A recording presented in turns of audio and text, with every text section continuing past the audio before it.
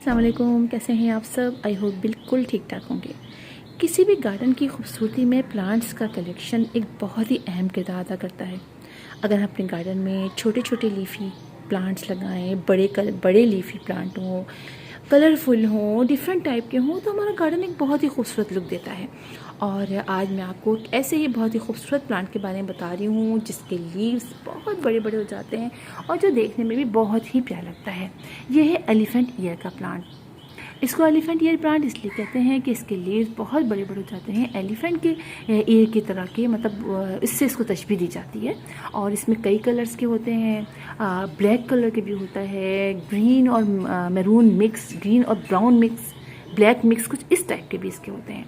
और ये मेरा ग्रीन कलर का है और ये बेबी प्लांट है।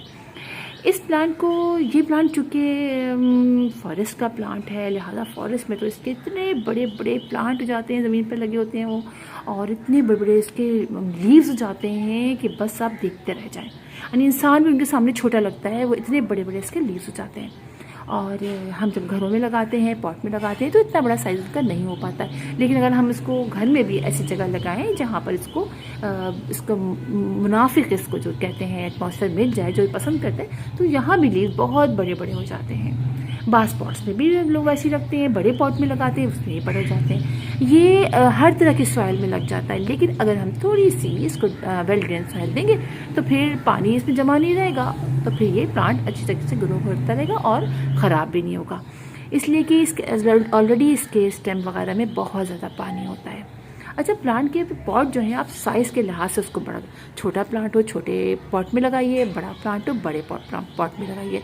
इसका प्लांट की लीव्स बहुत ज़्यादा हो जा, मतलब लीव्स बोल रही है, उसकी रूट्स बहुत ज़्यादा हो जाती हैं, लिहाजा जब थोड़ा बड़ा हो जाए तो उसको बड़े पॉट में ट्रांसफ़र कर दीजिए। अच्छा, ये कटिंग से बहुत ईजिली लग जाता है। मेरा जो ये है कटिंग से ही लगा हुआ है। इसका स्टेम साइड से सूख गया, और चूँकि बहुत मोटा स्टेम नहीं था, लिहाजा वो स्टेम साइड से सूख गया, उसमें कोई रूट्स भी नहीं थी। बाद में रूट्स निकली और ये छोटा सा बेबी निकला, और जो आज माशाल्लाह से इतना बड़ा हो गया है। तो इसको आप ऐसी जगह पर मतलब रखें जहाँ पर सर्दियों में तो फ्रॉस्ट ना लगे आपके प्लांट के ऊपर, इसलिए कि ये गर्मियों का प्लांट है। फ्रॉस्ट ज़्यादा ये बर्दाश्त नहीं कर सकता, सर्दियों की तेज़ हवाएं इसको बर्दाश्त नहीं होती हैं गर्मियों में। और आप फ्रॉस्ट से बचाइए सर्दियों में, और गर्मियों और धूप में रख सकते हैं सर्दियों में। आप इसको थोड़ी देर के लिए, 1.5-2 घंटे की डायरेक्ट सनलाइट में ये रह जाता है, लेकिन गर्मियों में ये बहुत देर के लिए डायरेक्ट सनलाइट में नहीं रह सकता। छन की धूप आती है ना, तो ये इसके लिए बेस्ट रहता है। अगर बहुत सारे प्लांट्स के दरमियान ये लगा हुआ है तो फिर भी चलें, ज़मीन पे लगा हुआ है या पॉट में लगा है तो थोड़ा बहुत ये बर्दाश्त कर लेता है। लेकिन अमूमन हमें उसको रखते हैं ऐसी जगह पर है जहाँ छन के थोड़ी देर के लिए धूप आए, बाकी वक्त नॉर्मल जो लाइट रहती है ना प्लांट्स के लिए, जैसे कि मेरे यहाँ पर नॉर्मल लाइट रहती है, वैसी लाइट में ये बहुत अच्छा ग्रो करता रहता है। ओवर वाटरिंग इसको बिल्कुल नहीं करनी है। थोड़ा पानी ज़्यादा पसंद करता है, और हम चूँकि सॉइल अच्छी रखेंगे तो सॉइल से पानी ड्रेन आउट हो जाएगा, तो इसको आप देख के पानी डालिएगा। गर्मियों में तो तकरीबन रोज़ाना ही हम पानी डाल लेते हैं, इसलिए कि इतनी गर्मियाँ होती हैं। सर्दियों में आप और स्पेशली चेक करके पानी डालें। मिट्टी आप इसकी वेल ड्रेन बना लीजिए, जैसे कि तमाम हम अच्छे अपने प्लांट्स की बनाते हैं। इसके अलावा फर्टिलाइज़र बहुत ज़्यादा आप इसको नहीं दें, जैसे हम समझ के हम हर जल्दी दें, 15 डेज़ में एक दफ़ा आप इसको लिक्विड फर्टिलाइज़र दे दीजिए, और साल में 2 दफ़ा आप इसको गोबर की खाद मुट्ठी से भर के आप गोबर की खाद या वर्मी कंपोस्ट पॉट में डाल दीजिए। अच्छा, इसके अलावा जैसे मैं बताया, पॉट का साइज़ जो है आप प्लांट के साथ लेंगे। छोटा प्लांट है छोटा पॉट, बड़ा प्लांट है बड़ा पॉट। अच्छा, कटिंग से बहुत ईजिली ग्रो कर लेता है, जैसे मैंने आपको बताया कि मैंने कटिंग से ग्रो किया है। इसी तरह ये इसकी बीबी बहुत सारे निकलते हैं, तो वो भी आप निकाल के फिर आप इसको सेपरेट कर लीजिए।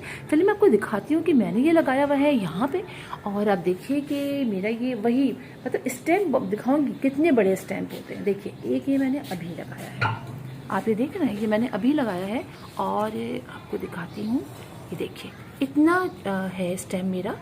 तो इसके बाद लीव्स जो हैं देखिए थोड़े ऐसे येलो हो जाते हैं, ये देख रहे हैं आप, ये देखें ये लीव लग रहा है, मैंने इस लीव्स को कट नहीं किया है। अब ये देखिए प्लांट अभी खड़ा है, इसको लगे हुए 5-6 दिन हो चुके हैं। अब ये हो जाता है कि इसके ये लीव सूख जाएगा और इसका ये भी लीव सूख जाएगा। उसके बाद साइड से इसका एक बेबी प्लांट निकलेगा। इसलिए कि अभी 2 जो प्लांट आप देख रहे हैं, ये प्लांट आपने से पहले देखा जिसको मैंने वीडियो स्टार्ट की थी, वो भी इसी तरह से था, और ये भी, क्योंकि स्टेम बहुत मोटा नहीं था और बिल्कुल इसमें रूट्स वूट्स नहीं थी, इसलिए ये पूरा सूख जाता है। अगर मोटी स्टेम हम लगा लेते हैं तो फिर रूट उसी से प्लांट निकलना शुरू हो जाता है। और मैं इसको शेडी एरिया में रखा हुआ है, जहाँ पर आप देखिए कि ना धूप आती है ना बहुत ब्राइट इंडायरेक्ट लाइट आती है, और हाँ देख के आपने पानी डालना है। अच्छी सॉइल में लगा लीजिए, किचन की जो हमारे घर में सैंडी सॉइल होती है आप उसमें लगा लीजिए, ठीक है। और देखिए कि पानी आपने चेक करके थोड़ा सा उसको ड्राई साइड रख दीजिए, क्योंकि अभी रूट्स निकलनी है ना, हमने स्टेम लगाया तो थोड़ी सी ड्राई साइड रख के फिर थोड़ा पानी डाल दीजिए वो। लेकिन जो बड़ा प्लांट हो जाता है उसको आपने पानी ज़्यादा डालना है। अब आप देखिए कि उसी की एक ब्रांच मैंने ऐसे ही लगाई थी, देखिए वो पूरा प्लांट स्टेम सूख गई और ये नया प्लांट इसमें निकला है, आप देख रहे हैं। तो इस तरीके से आप इसको बहुत इजीली कटिंग से मल्टीप्लाई भी कर सकते हैं, और बेबी तो निकलता ही रहता है। आइए आपको दिखाऊं इसका दूसरा प्लांट जो कि बहुत ही खूबसूरत है, बस थोड़ा सा तंग कर रहा है इसका। ये देखिए लीव सूख गया है, ये देखिए इसके लीव्स कितने प्यारे हो रहे हैं, ठीक है आप। और इसका देखिए स्टेम कैसा मैरून कलर का है। अच्छा आपको चीज़ दिखाती हूँ, बहुत ज़्यादा इसकी रूट्स फैलती हैं। ये मैंने कुछ कटिंग्स लगाई हैं फिलोडेंड्रॉन की, आप इसकी रूट्स देखिए, देखिए लिहाजा चेक करके आपने पानी डालना है इसको। आप देख रहे हैं इसकी रूट्स सब तरफ, ये देखिए कहाँ तक इसकी रूट्स है। ये रूट्स ये बहुत ज़्यादा इसकी रूट्स फैल जाती हैं, और फिर उसी लिहाज से जब बड़ा होता चला जाता है तो इसके लीव्स जो हैं वो बहुत बड़े बड़े हो जाते हैं। अभी देखिए मैंने लगाया हुआ है 20 इंच के पॉट के अंदर। अब देखते हैं क्या होता है। अगर ये बहुत रूट्स रहेंगी तो मैं फिर रूट्स इस पर भी मैं मिट्टी डाल दूंगी, फिर मैं इसको लगा दूंगी बड़े वाले पॉट के अंदर। तो इस तरीके से आप इसको लगाइए, और बस बहुत प्यारा प्लांट है। और एक दफ़ा आप आपको इसके पता चल जाएगा ना कैसे लगाना है, तो फिर आप इजीली इसको लगा लेंगे, फिर ये बढ़ता ही चला जाएगा, नए नए इसके लीव्स निकलने शुरू जाएंगे। अच्छा कराची में बहुत महंगा मिलता है ये जो प्लांट था, मैंने लिया था, मैंने आपको उसको वीडियो भी बना के बताई थी कि जब मैंने शॉपिंग की थी तो ये मुझे मिला था 600 का प्लांट। 600 के 2 लीव्स निकले हुए थे, वो आपने शायद देखा होगा मेरी जब मैंने शॉपिंग की वीडियो डाली थी। और ये देखिए इस तरीके से तो उसका वो लीव सूख गया और ये 2 नए लीव्स निकले हैं, एक लीव और सूख चुका है इसका, समझे। तो इस तरीके से आप इस प्लांट को अपने घर में लगा सकते हैं। और बेबी प्लांट को भी देखिए कितना खूबसूरत हो रहा है। तो बेबी प्लांट जो है वो भी आप किसी अपने नेबर से किसी से ले सकते हैं, जो कि कराची में तो बहुत ही महंगा मिल रहा है ये। तो एक बेबी प्लांट ले लीजिए, जब उसको बड़ा कर लीजिए तो यहाँ से देखें स्टेम यहाँ से कट करेंगे, यहाँ से थोड़ा सा बड़ा हो जाएगा ना, जैसे मैं दिखाया आपको, वहाँ से कट करके आप लगा लेंगे अच्छी सैंडी सॉइल में। तो ये है। और कोई इस पर कोई किसी, चूँकि खुद ये पॉइजनस होता है तो लिहाजा इसके ऊपर किसी पेस्ट का अटैक भी नहीं होता है। आप इसको अंदर भी रख सकते हैं इंडोर, लेकिन इंडोर रखने का मतलब ये नहीं है कि बिल्कुल शेडी एरिया में रखिए। आप इसको रखिए ऐसी जगह पे जहाँ पर थोड़ी सी ब्राइट थोड़ी सी डायरेक्ट सनलाइट इनडायरेक्ट सनलाइट भी इसको मिलती रहे, रोशनी मिलती रहे।